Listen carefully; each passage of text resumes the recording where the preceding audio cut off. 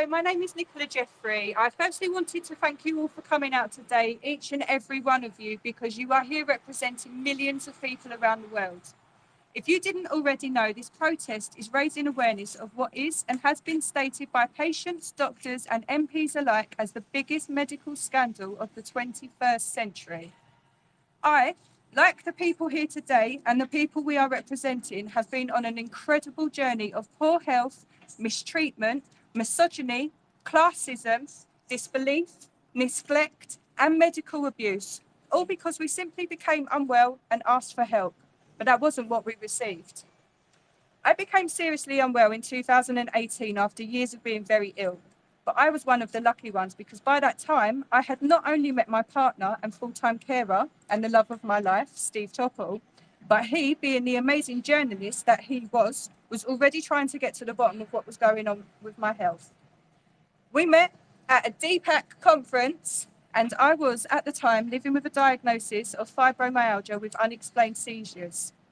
I explained to Steve that I was a single mum struggling on benefits who had wrongly been sectioned once for 9 days for being in pain and had been fighting the system ever since, but he was still interested.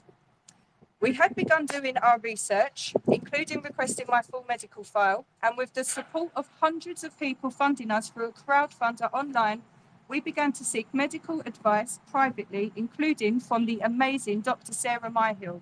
And after an upright MRI scan and various other tests, it turned out that I had been living with ME, EDS, an undiagnosed genetic connective tissue disorder that also affected my son, brothers and mother, AAI and CCI causing brainstem compression, POTS, mycotoxin poisoning from the damp in my property, megaloblastic anemia, and mitochondrial dysfunction, just to name a few. All completely misdiagnosed after years of being sent to various different departments across the National Health Service to be told that they can't find anything wrong and that my seizures must be from a childhood trauma that I don't remember. And what's even more concerning is I know I am not alone. I have heard these stories repeatedly.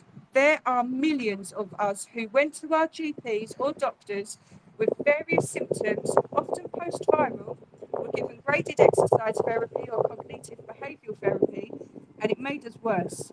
Some to the point where they are now housebound or bedbound, completely missing from their lives. We were told repeatedly that our poor health is in our heads, being refused and denied any further support or treatments, both medically or financially. With a continued physiopsychomatic approach to any further scientific studies after the scientifically proven flawed PACE trial, which was part funded by the DWP, by the way, NICE is now refusing to publish the long-awaited guidelines. We now have no choice but to protest. If we want to finally put an end to this horrific medical neglect, and after all, I thought the medical code of practice was to first do no harm.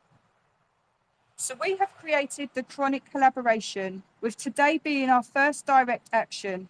We intend not only to connect the dots between the various conditions, the interlinks between them that are often misdiagnosed and dismissed altogether, and the treatments often denied to patients, but to also highlight and directly challenge the political and other influential figures that have been directly involved in allowing this massive medical scandal to continue. So please join us. Thank you.